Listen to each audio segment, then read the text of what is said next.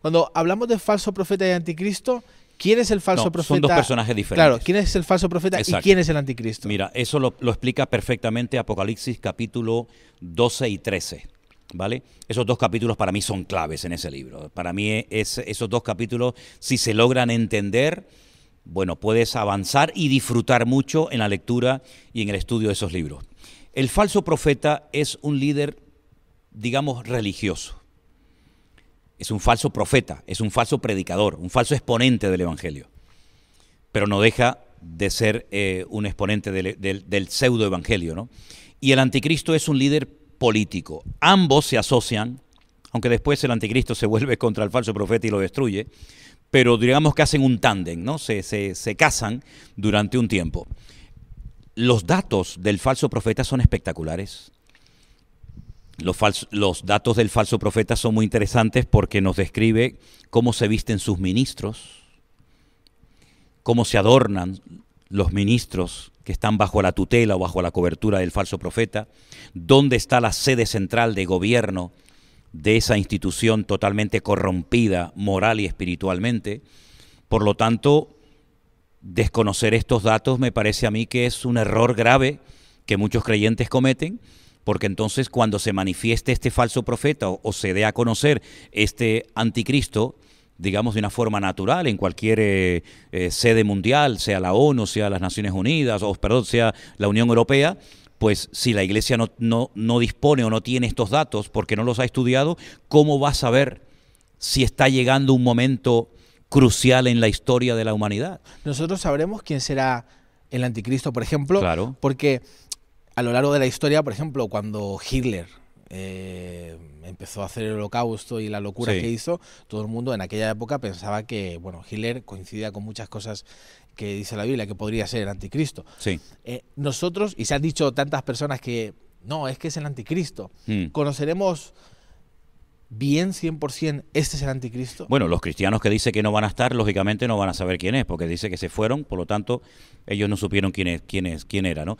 Pero lo que está bien claro es que los datos que nos da la Biblia, tanto en el Antiguo como en el Nuevo Testamento, de cosas que nos demuestran que este es el verdadero anticristo, son tremendos. Por ejemplo, te voy a dar unos cuantos, ¿te parece? Venga. Del amor de las mujeres no hará caso. ¿Cómo se interpreta esto? Bueno, se puede interpretar de varias formas, ¿no? Pero un dato significativo. Del amor de las mujeres no hará caso. Del Dios de sus padres se va a desprender y adorará a Alama Ozin, dice en el arameo, en el texto arameo, Alama Ozin, el Dios de las fortalezas o el Dios de la guerra. Otro dato muy significativo. Otro dato muy interesante. Se levanta contra todo lo que es objeto de culto. Tanto que se sienta en el templo de Dios, haciéndose pasar por Dios. ¿Cuál es el templo de Dios? Y otros muchísimos datos que te da la Biblia acerca de cómo se va a comportar este personaje, las alianzas que hará, las naciones que lo van a apoyar, quién le va a dar toda la capacidad, digamos, para poder gobernar en muchas de las naciones de la tierra, por dónde atacará, cuándo atacará, cómo hablará. Se le describe con 3 animales diferentes. Dice que se menciona león, se menciona leopardo y se menciona al oso. Esas tres animales son mencionados cuando se manifiesta el anticristo. Claro, lógicamente la interpretación de lo que significan, de lo que representan esos animales, la encontramos en el Antiguo Testamento. En uno de los sueños que tuvo Daniel, cuando dice que él una noche vio a un león alado, después dice que vio a un oso, y después dice que vio a un leopardo con 4 cabezas. Después vio una bestia, pero en esta ocasión dice que cuando el Señor le da la interpretación del sueño, el león representa al imperio babilónico, el oso representa a los medos persas. Los persas son los iraníes, los medos todavía no tienen tierra, son los kurdos que están todavía reclamando territorio y no lo tienen. Y luego el leopardo representa a Grecia. ¿Pero por qué lo representa con 4 cabezas? Porque en el tema profético, en el tema escatológico, los cuernos son naciones y las cabezas son imperios. Cuando Alejandro Magno murió, su imperio fue dividido en 4 y se repartió en 4 de sus generales: Ptolomeo, Seleuco, Casandro y Silimaco. Esos 4 generales tomaron posesión de su reinado y por eso sale como con 4 cabezas. Luego el anticristo aglutina en su persona características de los babilónicos, formas de hablar de los persas y formas de actuar de los griegos. Hay que estudiar cómo era la cultura de los griegos, cómo son los persas en la actualidad, cómo actuaron los babilónicos en el pasado, porque es como una mezcla de características de estos imperios que han precedido a este último imperio que viene, y te vas a dar cuenta de que yo lo llamo, es una expresión mía, la última bala en la recámara de la pistola de Satanás, ¿no? Es la última oportunidad que tiene para conseguir sus objetivos. Sí, es verdad que Hitler se pareció mucho a un anticristo, pero hay un dato muy significativo. El idioma griego, que fue en el que se escribió el Nuevo Testamento, y el hebreo del Antiguo Testamento son idiomas alfanuméricos. Es decir, las letras son números y los números son letras. Por poner un ejemplo, ¿no? Por ejemplo, si nuestro idioma, que no lo es, fuera un idioma alfanumérico, la A sería el 1, la B sería el 2, la C sería el 3, y así sucesivamente. Las 22 letras del Aleph Bet en hebreo, cada una tiene un valor numérico, exactamente igual que el griego. Juan dice, aquí hay sabiduría, el que lee entienda, que el nombre de la bestia o el número del nombre de la bestia es 666. Es decir, no te da el nombre del personaje, pero te da el valor numérico del nombre. Por lo tanto, cuando uno puede llegar a sospechar de que este puede ser el anticristo, escribe su nombre, sácale el valor numérico y automáticamente lo descartas o dice este puede ser o no puede ser. Por lo tanto, son datos muy, muy significativos. Luego hay un dato también muy importante y es cómo intenta, y lo va a conseguir, controlar la economía mundial. El dinero va a desaparecer, las tarjetas de crédito van a desaparecer y se va a implantar en la cabeza y en la mano de las personas un microchip que ya existe, no es tecnología de ciencia ficción, sino que es algo muy fácil, muy práctico, muy bueno, pero que la palabra de Dios nos advierte de los peligros que puede conllevar y dice que todos serán marcados con el nombre, con el número de la bestia, para estar localizados por una pequeña señal de GPS, por una pequeña batería de litio, que es lo que alimenta a este chip.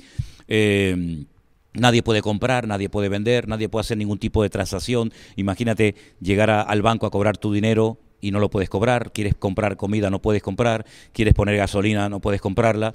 Entonces es un sistema magnífico. Allí llevas todos tus datos bancarios, todos tus datos de pasaporte, de DNI, médicos, etcétera, y es una forma como él va a marcar a los seres humanos igual que si fueran animales, ¿no? Hay muchos animales, yo he tenido muchos perros y le teníamos que poner en la orejita el microchip, ¿no? Pues exactamente igual va a ocurrir. Así que son muchos los detalles. Es como los detalles que se daban acerca de la primera venida de Cristo. 150 profecías, es decir, que si logra cumplir este personaje 149, pero no cumple con las 150, se descarta automáticamente. No puede ser de la tribu de Leví, no puede ser de la tribu de Zabulón, tiene que ser de la tribu de Judá, etcétera, etcétera. Tiene que nacer en Belén de Judea para saber quién era el verdadero Mesías. Este es el falso Mesías, el antimesías, y también hay muchísimos datos para saber quién es. Es interesante lo que dices, porque justamente hace poco leí una noticia hablando de la inteligencia artificial, que esto sería otra pregunta que podríamos hablar, de cómo la inteligencia artificial en los últimos tiempos, o qué papel va a jugar la inteligencia artificial en los últimos tiempos. De hecho, hablando de los datos que decías, de todos los datos que tienen sobre nosotros, Elon Musk no gana tanto dinero de los Tesla, o él ha ganado dinero a base de la información que ha recaudado sobre PayPal, todas las plataformas que ha hecho, y ha vendido a otras compañías. O sea, eso ha sido. Pero otro día Elon Musk, hablando de los peligros de la inteligencia artificial en el futuro, vi algo que me causó una curiosidad tremenda, porque decía que hablando con Larry Page, que es uno de los fundadores de Microsoft, o uno de los que estaban allí, decía que Larry Page estaba creando un dios nuevo a base de inteligencia artificial. Y era espeluznante cómo empezaban a crearlo, a decir qué podría pasar. ¿Cómo ves tú, con todas estas noticias que tenemos, la inteligencia artificial en los últimos tiempos? ¿Qué te sugiere? Bueno, una de las señales de los últimos tiempos es que, y Pablo describe incluso hasta el carácter de los hombres de los últimos tiempos, es que habría inventores de males. La capacidad de la maldad del hombre es ilimitada, ¿no? Dios creó al hombre a su imagen y semejanza, y ahora lo que el hombre quiere es crear a un Dios a su imagen y semejanza, ¿no? Es otra vez todo invertido, ¿no? Por lo tanto, el Internet, las redes sociales, la inteligencia artificial, claro que va a jugar un papel fundamental en los últimos tiempos. De hecho, cuando en el libro de Apocalipsis dice que el anticristo pone una imagen suya en el templo que habla, bueno, la Biblia nos enseña que las imágenes tienen ojos y no ven, tienen boca y no hablan, tienen oídos y no oyen y pies y no caminan. Pero sin embargo dice que él pone una imagen suya en el templo y habla. Y la gente cuando lo ve, lo adora. Hombre, lo que está bien claro es que no va a poner una estatua como la puso Nabucodonosor en Babilonia, ¿no? Sino que él va a poner probablemente un holograma. Mira, ahora el año que viene se va a dar por primera vez en la historia un matrimonio que nunca se ha dado. Y es una señora que se va a casar con un holograma de esto, ¿no? Un avatar. Sí, una cosa de estas re extraña, que haces así, no está, pero está, ¿no? Entonces, el anticristo va a echar mano de toda la tecnología. De hecho, la tecnología no es buena ni mala, es según el uso que le des. El Internet es maravilloso. Mira, gracias a Internet nos están viendo miles de personas, o millones. Pero, hombre, esto lo puedes utilizar para lo bueno o lo puedes utilizar para lo malo. La dinamita no se inventó para matar a la gente, la dinamita se inventó para otras cuestiones, ¿no? Por lo tanto, el enemigo, como dice la Biblia, que los que son del pecado y de la maldad siempre piensan en cosas malas, y los que somos del Espíritu pensamos en las cosas del Espíritu, el diablo siempre está maquinando. Y todo lo que él pueda utilizar para alcanzar sus objetivos, lo va a hacer. Yo siempre he dicho que nosotros vemos la televisión, pero la televisión nos ve a nosotros. Yo siempre he dicho que nosotros cogemos un teléfono, un celular, como llaman algunos, y podemos hablar y tal, sí, pero es que el celular también te está escuchando a ti constante y permanentemente, sabe dónde estás 24 horas al día. Y tú hablas un día de vacaciones en Hawái y al momento te salen informe de vacaciones en Hawái. Me ha pasado muchas veces, muchísimas veces. Además lo he hecho a propósito y funciona, sí. Totalmente. Hablemos más de Cristo. Sí. Hablemos más del Señor, prediquemos la palabra a tiempo y fuera de tiempo, a ver qué es lo que pasa. A ver si nos sale más. Claro. Por ejemplo, cuando hablamos también de el rapto, que es otra palabra fundamental cuando hablamos de los últimos tiempos. Sí. ¿Qué sabemos en la Biblia con respecto al rapto o al arrebatamiento? Bueno, hay versículos muy interesantes. Por ejemplo, cuando lo que te citaba antes de 1 Corintios 15, dice, no todos dormiremos, pero todos seremos transformados. Metamorfosis es la palabra que aparece, en un momento y en un abrir y cerrar de ojos. Bueno, yo pienso que ahí hay una referencia clara a este tema, ¿no? Algunos lo relacionan únicamente con la segunda venida. Pero Jesús dijo, por ejemplo, que estarán dos en una cama, uno será tomado y el otro será dejado, dos mujeres estarán moliendo en un molino, el molino casero, no el industrial, el grande, la una será tomada, la otra será dejada.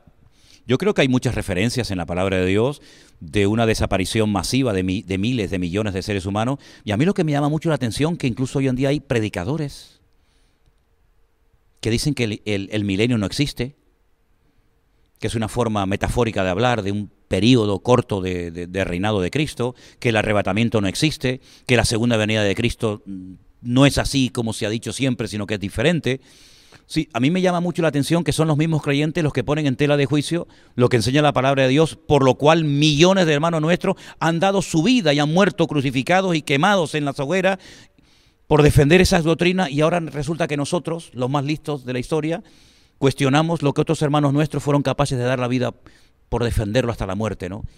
El arrebatamiento yo creo que es tan real como la silla en la que estamos sentados, Eliezer. Lo que pasa es que es algo tan misterioso.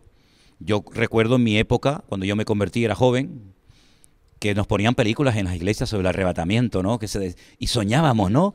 Y nos asustábamos cuando mirábamos a un lado y no estaba el hermano y decíamos, nos habremos quedado, ¿no? Parece como que eso se ha ido perdiendo, nos hemos entretenido en otras cosas, y es que el enemigo es un experto en entretener a la iglesia, porque ya a los inconversos ya los tiene en la saca, ya los tiene en el bolsillo, ya son de él. Pero entretiene a los jóvenes, entretiene a los creyentes con otras historias, con otras metas, con otros objetivos, y nos olvidamos de que esta es una de las cosas más maravillosas del mundo, ser arrebatados en vida. Yo siempre prediqué durante toda mi vida que yo no iba a morir, era mi anhelo, ¿no? No sé, no lo puedo decir a ciencia cierta, pero yo no voy a morir, yo voy a ser arrebatado con el Señor. Pero decir esto hoy en día en ciertos ambientes, decir, este tío está loco, ¿cómo que no va a morir? Eso del rapto no existe. Yo digo, ¿pero qué es lo que ha pasado? ¿Qué es lo que ha pasado de un tiempo a esta parte? Bueno, Dios lo sabe, ¿no?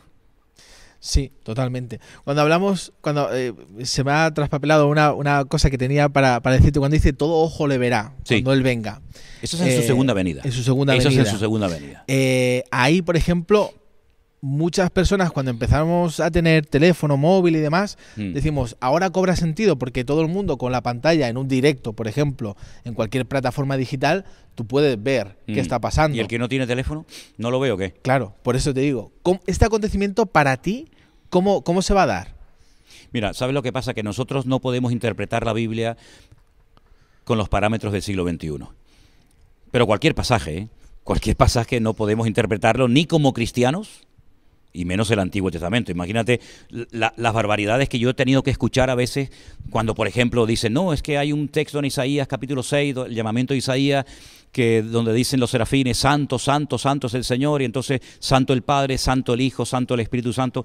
Oiga, mire, si usted quiere hablar del Padre, del Hijo, del Espíritu Santo, hay miles de versículos mucho mejor que ese. El tema es que en el hebreo no existe el superlativo. Entonces lo que se tiene que hacer es repetir la palabra. Por ejemplo, en nuestra Biblia tenemos un versículo que dice, tú guardarás en completa paz aquel cuyo pensamiento en ti persevera por cuanto en ti ha confiado. Oiga, ¿la paz es completa o no es completa? Si es de Cristo es completa. ¿Por qué dicen paz completa? Es que en el hebreo no dice así. En hebreo dice shalom, shalom, paz, paz. Porque no existe superlativo, entonces hay que repetir la palabra, ¿verdad? Por lo tanto, cuando queremos interpretar un pasaje de la Biblia, sea cual sea, hay que ponernos en el lugar del que lo escribió, en el momento histórico, ver si eso es un hebraísmo, si es una profecía, si es una metáfora. Por lo tanto, cuando vamos a la palabra de Dios y decimos que todo ojo le verá, ¿por qué necesariamente tenemos que decir, no, será por la televisión, será porque hay satélites, será por...? Bueno, eso es lo que nosotros interpretamos. Pero, por ejemplo, ¿cómo interpretamos lo mismo que va a ocurrir ese día? Que cuando Él venga no será de día ni de noche. ¿Cómo que no va a ser? No, ni de día ni de noche. Es un día que solamente conoce el Señor. No nos cabe en la cabeza. Él dijo, si os he hablado en términos terrenales y no me entendéis, si os hablara en una dimensión espiritual más elevada, no me entenderíais. ¿Cómo es posible que el primer día de la creación Él dijo, sea la luz, y fue la luz, y hasta el cuarto día no creó el sol? Entonces, ¿cuál era la luz?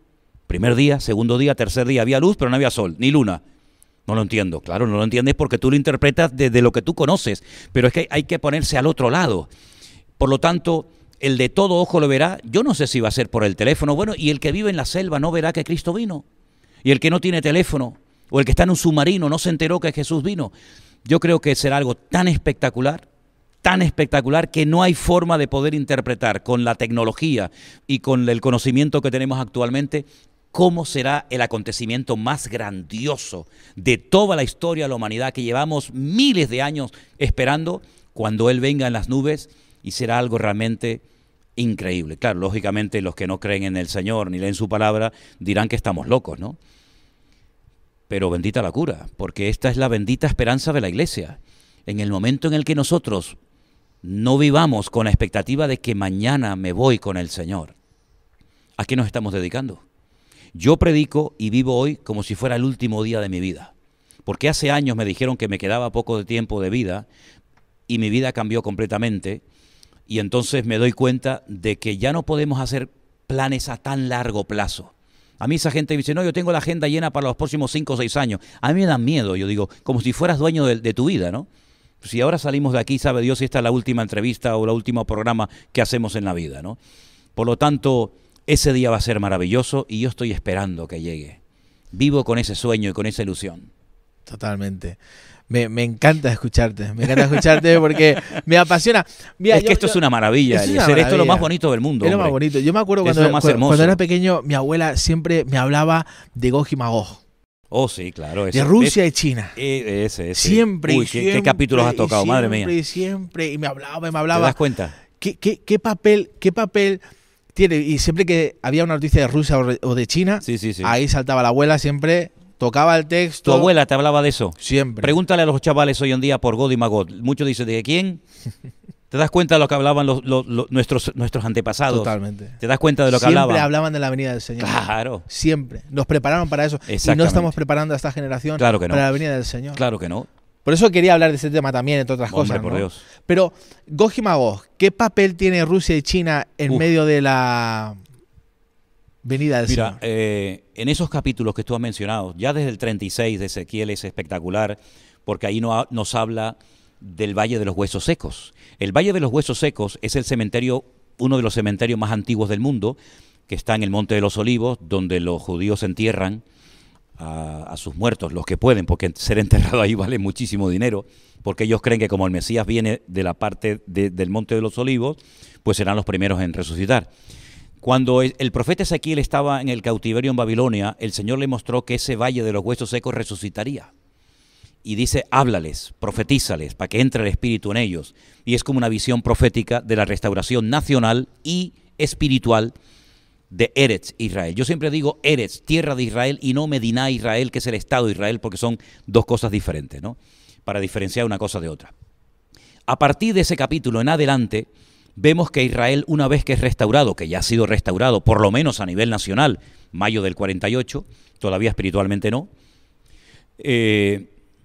todo se va a ir dando de una forma espectacular.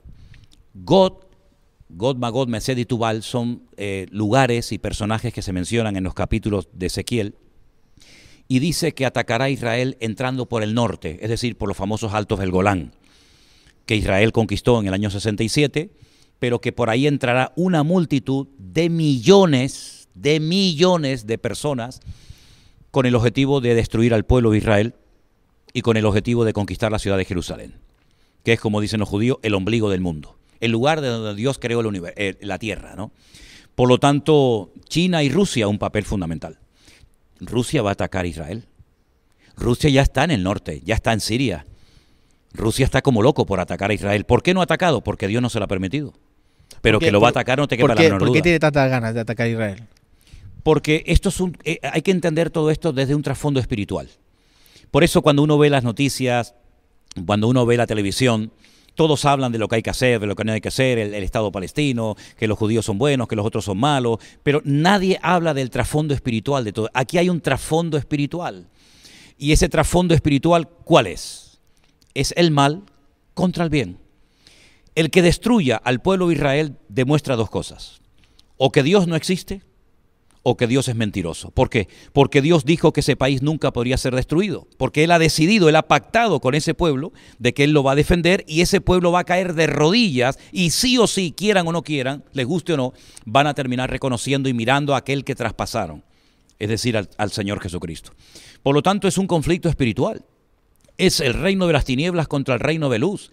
Date cuenta que Israel es el único país de Medio Oriente que tiene otro Dios diferente a los jordanos, a los egipcios, a los iraníes, a los libaneses.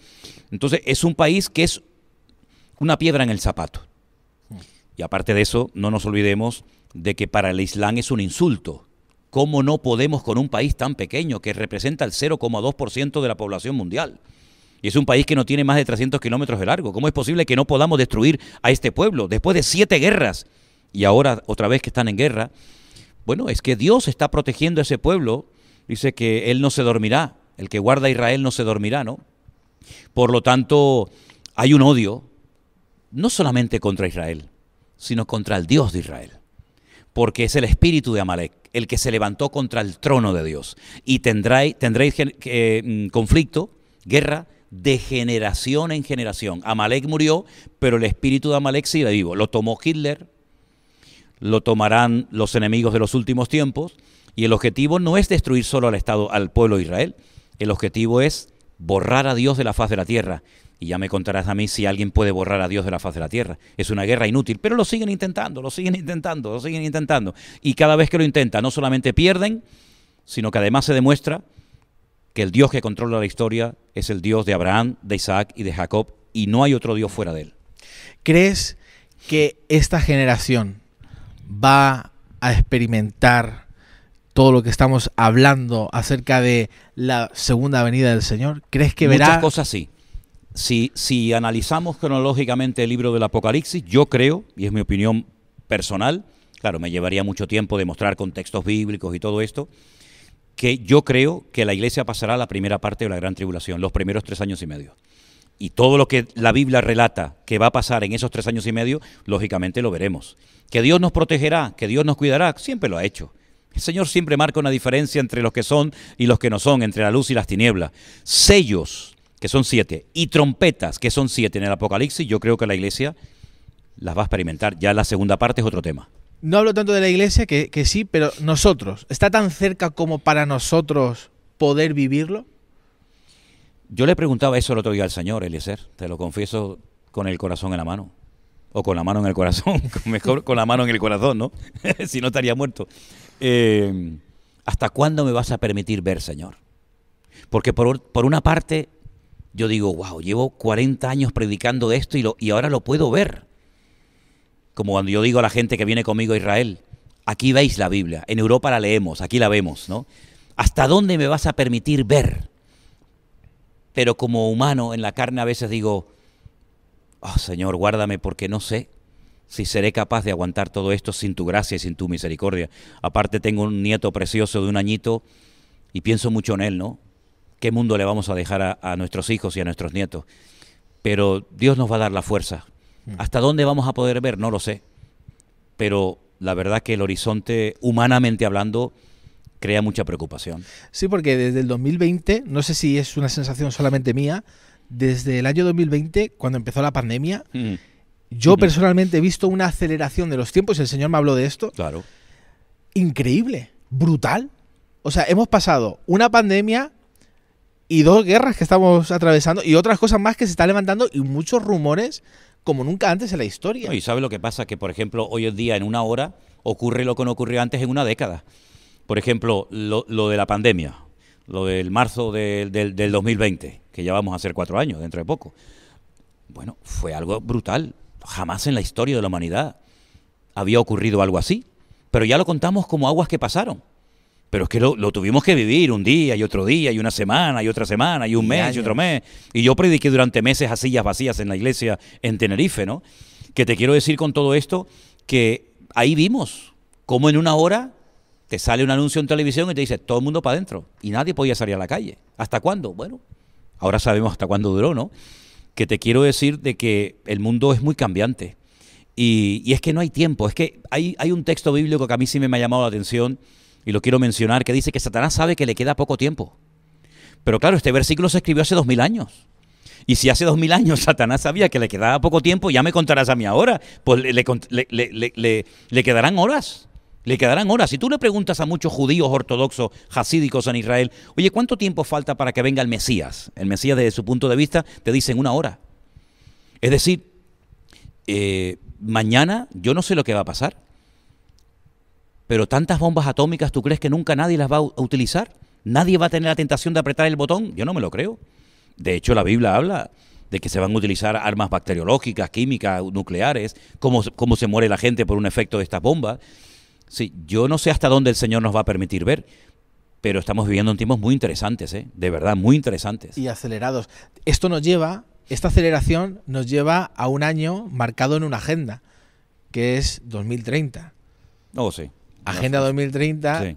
que tiene, cuando ves todo lo que implica, todas las declaraciones de intenciones que tienen acerca de todo lo que quieren hacer hasta 2030, da miedo. Sí, sí. ¿Lograrán hacerlo hasta 2030? No lo sé, pero da miedo. Cuando lo lees y lo que hay detrás, da miedo. ¿Crees que estos 10 años son clave para la historia? Yo creo que van a llegar hasta donde Dios les permita llegar. Porque no nos olvidemos que aquí el que manda y el que controla la historia, el que quita y pone es Dios. El hombre puede planificar. Mira, Hitler decía que su tercer Reich iba a durar 1000 años y terminó en un rotundo fracaso y ya de los nazis no queda ni la bandera, ¿no? Que te quiero decir con todo esto de que el hombre puede proponer y creer en muchas cosas, pero Dios es el que controla y el Señor es el que va a permitir que se llegue hasta cierto límite. Y además te voy a decir una cosa, y llegará un momento que Dios dice hasta aquí has llegado, porque dice que si aquellos días no fueran acortados nadie se podría salvar. Por lo tanto, lo bonito de todo esto es que esto no es un caballo desbocado que no tiene control, no, esto tiene control y todo está saliendo según el plan de Dios, ni más ni menos, porque aquí ni una hoja de un árbol se cae sin permiso de Dios. Por lo tanto, eso es la fuerza y la fe que tenemos de que todo está saliendo según el diseño de Dios, aunque sea fuerte, pero es así.